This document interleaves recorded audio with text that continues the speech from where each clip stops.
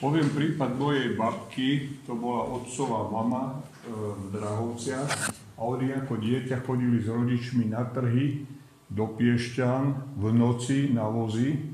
Pravdepodobne kravka ťahala ten povoz a im počas tej jazdy, keďže oni išli už po polnoci, bola tma, nasadali na vozy tzv. Svetlonosy. Veľkosti asi 5-litrový pohár a boli tej kvázi huspeninovej podoby, nejakej gelovej a svietili. Oni im svietili na cestu. Oni len toľko si pamätali, že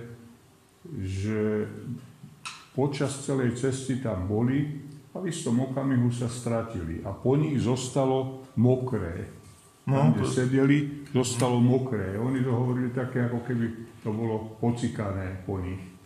Takže to je zaujímavý príbeh. Ja keď som to počul asi ako 8-ročný, 9-ročný chalan, to už je cez 60 rokov, tak som to vnímal ako rozprávku.